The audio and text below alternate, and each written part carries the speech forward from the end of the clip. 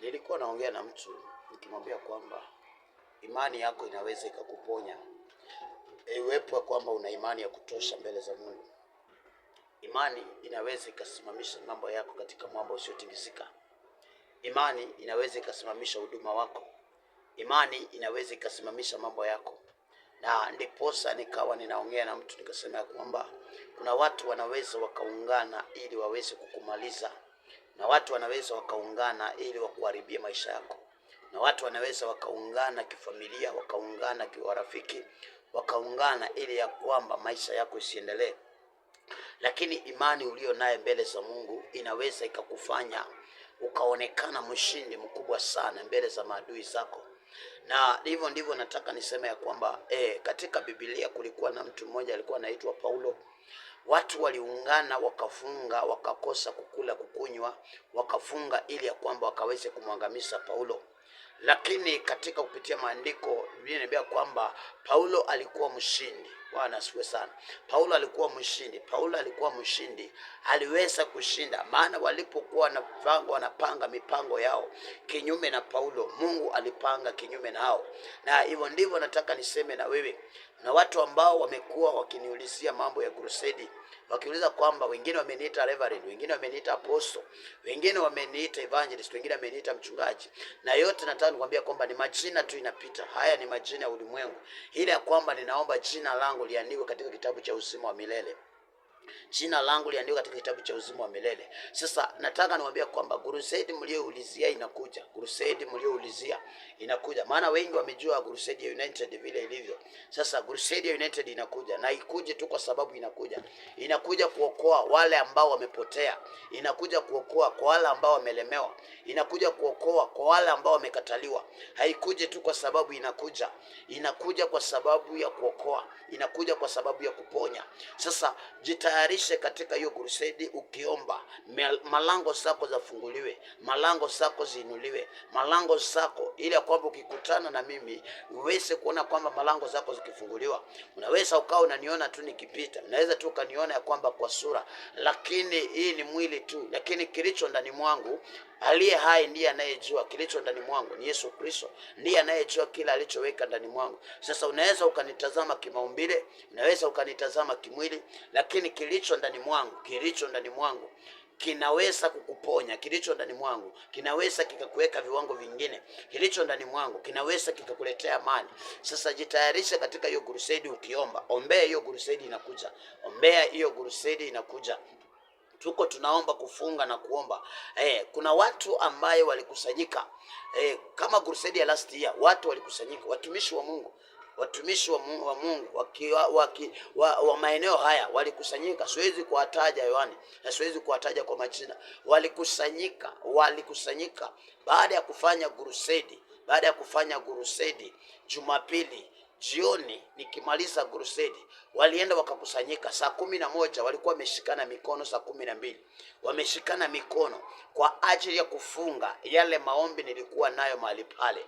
Walienda kufunga ili watawanyishe. Nataka nikwambia kwamba hata kwa Paulo waliapa wakafunga. Waliapa kwa Paulo wakafunga, lakini haikuwezekana. Na iwepo unaapa ukifunga ya kwamba United haitaendelea, nataka nikwambia kwamba United si yangu, United ni ya Mungu. Mungu ndiye aliyeleta shirika hili. Mungu ndiye aliyepeana maono ya hili shirika. Sasa United sio yangu. Unaweza ukahapa lifungwe, unaweza ukahapa lididimie, unaweza ukahapa ya kwamba halitaendelea. Na United ndilo limekuja kukomboa maisha yako. Huenda ndilo limekuja kukomboa uhai wako. Huenda ndilo limekuja kukomboa familia yako. Huenda ndilo limekuja kukomboa maisha yako. Sasa unaweza ukahapa vitu ambao unahapa ukajipata ya kwamba umeingia mashakani. Sasa hao watumishi wa Mungu walienda wakakusanyika. Walipokusanyika waliapa, wakaongea mambo yao, wakahapa, wakasema ya kwamba kanisa halitakuwa hapa, ama hii huduma haitaendelea, ama hizi mikutano hazitaendelea. Nataka nikwambia kwamba kile Mungu amejipitisha hakuna mwanadamu. Kile Mungu amejipitisha hakuna mwanadamu yoyote atakayepinga. kile Mungu amejipitisha. Nataka nikwambia kwamba mimi si wale watu ambao wameenda Nigeria kuchukua miungu. Mimi si wale watu wameenda Tanzania kuchukua miungu. Mimi si wale watu wameenda Uganda kuchukua miungu. Namtegemea Yesu Kristo aliye hai. Namtegemea Yesu Kristo aliye hai, aliyenipa maono ya huduma huu. Na hivyo ndivyo nataka nikwambie leo, wapoteza muda wako kwa ajili ya kwenda kufunga kuangamiza kanisa la Mungu. Wapoteza wakati wako kwenda kufunga kuangamiza kanisa la Mungu. Na hivyo ndivyo nataka nikwambie ya kwamba kama bado niko hai, Mungu amenipa uhai, nataka nikwambie kwamba ili shirika ama ili kanisa linaenda kuokoa watu ambayo wasiojiweza, linaenda kukomboa uhai wa watu, linaenda kukomboa watu. Sasa nataka nikwambie kwamba baada ya kutoka crusade hiyo niliokoa mioyo za watu 35 niliokoa, na wakaokolewa, wakakubali kumtafuta Yesu Kristo. Sasa wewe ambao unashindana na kazi ya Mungu, unafanya kazi bure. Anasema kwamba anaenda kuteta nao wanaoteta nasi. Hiyo ni Zaburi 35. Anaenda kupigana nao hao wanaopigana nasi. Sasa wewe ambao unapigana nasi, ninakuachia tu Mungu apigane na wewe. Wewe ambao unainama katika milango za kanisa ukifagia, ukisema kwamba hapa kutakuwa na kanisa, unafanya kazi bure. Mwanangu, ni vyema ya kwamba uanze kutubu. Anza kutubu, mtafute Yesu Kristo. Anza kutubu, mtafute Yesu Kristo. Anza kutubu, tengeneza maisha yako. Tengeneza maisha yako. Utakapotengeneza maisha yako, safari yako itaandaliwa. Usiwe kama bibi wa Lutu. Lutu alipoambiwa kwamba ajiandae katika safari na mke wake na familia yake, asitazame nyuma wala kuangalia nyuma. Na watu wanatazama vitu vilivyopita, na watu wanaangalia vitu vilivyopita, na watu wanafuatilia vitu vilivyopita. Sasa nataka nikwambia kwamba usiwe kama mke wa Lutu. Unaweza ukayeyuka ukawa kama chumvi. Wewe ambao unafuatilia huduma kufunga, unaweza ukayeyuka ukawa kama chumvi. Wewe ambao unafuatilia kupiga watumishi wa Mungu mawe, unaweza ukayeyuka ukawa kama bibi ya Lutu. Sasa nataka nikwambia kwamba mtafute Yesu Kristo. Wacha kupoteza muda wako. Wacha kwenda Nigeria, wacha kwenda Tanzania, wacha kwenda kununua mairisi ukiweka milangoni ya kanisa. Kataana na hizo vitu, tafuta Yesu Kristo. Wewe umekuja kukomboa mioyo za watu, hujakuja kwa sababu ya umati wa watu. Mungu amekutuma ukomboe nafsi za watu, si umati wa watu. Umati wa watu hautakusaidia, umati wa watu hautakupeleka mbele za Mungu. Ni utafute njia vile ambao utaokoa mioyo za watu. Hata kama utaokoa moyo mmoja, inajipitika mbele za Bwana. Hata kama utaokoa moyo mmoja peke yake, hiyo imehesabika mbele za Mungu. Si kwamba utafutane na umati wa watu. Umati wa watu hakuna mahali utakupeleka. Umaarufu hakuna mahali utakupeleka. Ni wewe umtafute Yesu Kristo. Na baada ya kutafuta Yesu Kristo anaenda kutenda kazi yako. Unaweza ukatendea mwanadamu mambo mazuri, na kesho yake ataisahau yale umetenda mazuri kwake, atasahau. Ni wangapi nimeona wamefunguliwa milango, wameinuliwa, na baada ya kuinuliwa wamenipiga vita, wanaendelea kunipiga vita. Na sasa hiyo mimi nasema kwamba hiyo hainijalishi kile ambacho Mungu alinituma kufanya, nilikifanya. Na ndiposa unaona kwamba uko salama. Ndiposa unaona kwamba uko na furaha, uko na maisha ya furaha, uko na maisha ya upendo, uko na maisha ambao iko salama.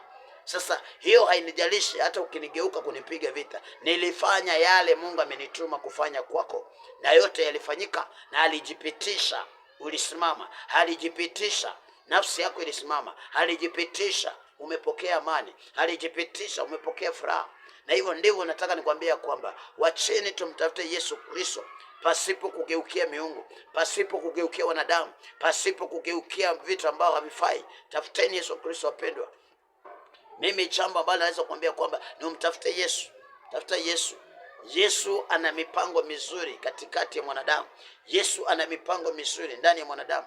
Tumekuwa na malumbano katika mikutano, tumekuwa na malumbano katika ibada zetu. Kila wakati tuna malumbano. Mnaingia kwenye ibada ni kulumbana, kupigana vita. Ni kwa sababu ya kwamba watu waliungana, wakaenda wakafunga. Walipofunga wakasema kwamba hawa sasa hawatakaa na amani, hawa sasa hawatakaa na upendo. Iteni Mungu, sikuwa na msimamo kumwita Mungu, na utapata Mungu akiwa upande wako. Na wale ambao wanapigana nawe, anaenda kupigana kukutana nao. Sasa nataka nikwambia kwamba mpendwa, wacha tumtafute Yesu Kristo.